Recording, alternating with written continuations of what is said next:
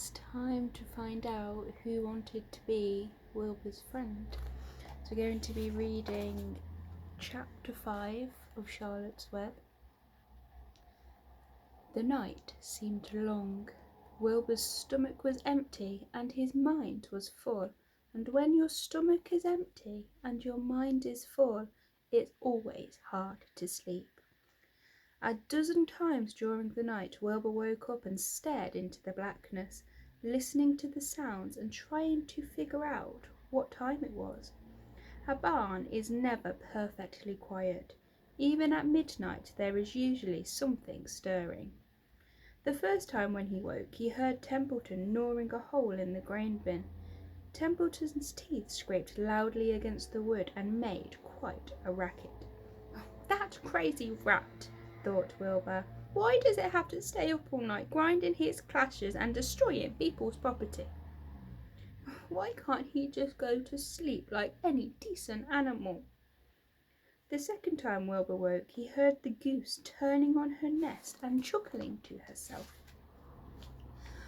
"What time is it?" whispered Wilbur to the goose. Probably about 11:30, said the goose. "Why aren't you asleep, Wilbur?" "Too many things on my mind," said Wilbur. "Well," said the goose, "that's not my trouble. I have nothing at all on my mind. I've got too many things under my behind. Have you tried to sleep while sitting on 8 eggs? "No," replied Wilbur. "I suppose it is uncomfortable. How long does it take a goose to hatch?" Approximately 30 days, all told," answered the goose. "But I cheat a little. On warm afternoons I just pull a straw over the eggs and go for a walk." Wilbur yawned and went back to sleep. In his dreams he heard again the voice saying, "I'll be a friend to you. Go to sleep, you'll see me in the morning." About half an hour before dawn, Wilbur woke and listened. The barn was still dark. The sheep lay motionless. Even the goose was quiet. Overhead on the main floor nothing stirred. The cows were resting. The horses dozed. Templeton had quit work and gone off somewhere on an errand. The only sound was a slight scraping noise from the rooftop, where the weather vane swung back and forth. Wilbur loved the barn when it was like this, calm and quiet, waiting for light. "Day is almost here," he thought. Through a small window a faint gleam appeared. One by one the stars went out. Wilbur could see the goose a few feet away. She sat with her head tucked under a wing. Then he could see the sheep and the lambs. The sky lightened. "Oh, beautiful day! It is here at last! Today I shall find my friend." Wilbur looked everywhere. He searched his pen thoroughly. He examined the window ledge, stared up at the ceiling, but he saw nothing. Finally he decided he would have to speak up. He hated to break the lovely stillness of dawn by using his voice, but he couldn't think of any other way to locate the mysterious new friend who was nowhere to be seen. So Wilbur cleared his throat. "Attention, please," he said in a loud, firm voice. "Will the party who addressed me at bedtime last night kindly make himself or herself known by giving an appropriate sign or signal?" Wilbur paused and listened. All the other animals lifted their heads and stared at him. Wilbur blushed, but he was determined to get in touch with his unknown friend. "Attention, please," he said. "I will repeat the message. Will the party who addressed me at bedtime last night kindly speak up? Please tell me where you are if you are my friend." The sheep looked at each other in disgust. "Stop your nonsense, Wilbur," shouted the oldest sheep. "If you have a new friend here, you are probably disturbing his rest. And the quickest way to spoil a friendship is to wake somebody up in the morning before he is ready. How can you be sure your friend is an early riser?" I beg everybody's pardon, whispered Wilbur. I didn't mean to be objectional. He lay down meekly in the manure, facing the door. He did not know it, but his friend was very near, and the old sheep was right. The friend was still asleep. Soon Lurvy appeared with slops for breakfast. Wilbur rushed out, ate everything in a hurry, and licked the trough. The sheep moved off down the lane. The gander waddled along behind them, pulling grass, and then just as Wilbur was settling down for his morning nap, he heard again the thin voice that had addressed him the night before. "Salutations," said the voice. Wilbur jumped to his feet. What?" he cried. "Salutations," repeated the voice. "What are they, and where are you?" screamed Wilbur. "Oh, please, please, please tell me where you are, and what are salutations?"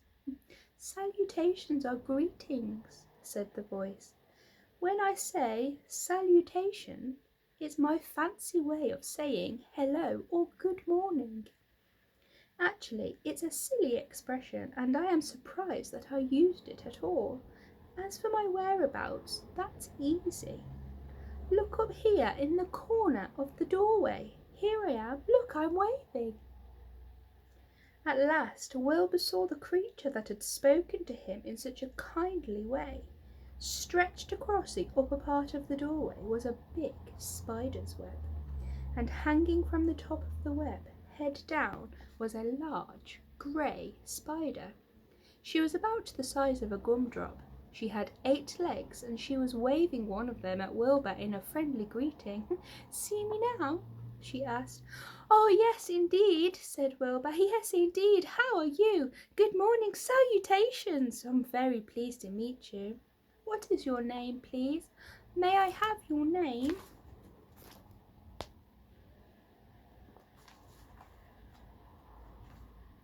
"My name," said the spider, "is Charlotte." "Charlotte what?" asked Wilbur eagerly. "Charlotte A. Kavatka, but you can just call me Charlotte." "Oh, I think you're beautiful," said Wilbur. "Well, I am pretty," replied Charlotte. "There's no denying that. Almost all spiders are rather nice looking. I'm not as flashy as some, but I'll do. I wish I could see you, Wilbur, as clearly as you can see me." "Why can't you?" asked the pig. "I'm right here." "Yes, but I'm near-sighted," replied Charlotte. "I've always been dreadfully near-sighted. It's good in some ways, not so good in others. Watch me wrap up this fly." A fly that had been crawling along Wilbur's trough had flown up and blundered into the lower part of Charlotte's web, and was tangled in the sticky threads. The fly was beating its wings ferociously, trying to break loose and free itself. "First," said Charlotte, "I dive at him." She plunged head first towards the fly. As she dropped, a tiny silken thread unwound from her rear end. "Next, I wrap him up." She grabbed the fly, threw a few jets of silk round it, and rolled it over and over, wrapping it so that it couldn't move. Wilbur watched in horror. He could hardly believe what he was seeing, and although he detested flies, he was sorry for this one. "There," said Charlotte. "Now I'll knock him out, so he'll be more comfortable." She bit the fly. "He can't feel a thing now," she remarked. "He'll make a perfect breakfast for me." You mean you eat flies?" gasped Wilbur. "Certainly. Flies, bugs, grasshoppers, choice beetles, moths, butterflies, tasty cockroaches, gnats, midgets, daddy-long-legs, centipedes, mosquitoes, crickets, anything that is careless enough to get caught in my web. I have to live, don't I?" Why, yes, of course," said Wilbur. "Do they taste good?" "Oh, delicious, of course. I don't really eat them. I drink them. I drink their blood." "Oh, I love blood," said Charlotte, and her pleasant thin voice grew even thinner and more pleasant. "Ugh, "Don't say that," groaned Wilbur. "Oh, please don't say things like that." "Why not? It's true. I have to say what is true. I am not entirely happy about my diet of flies and bugs, but it's the way that I'm made. A spider has to pick up a living somehow or other, and I happen to be a trapper. I just naturally build the web and trap flies and other insects.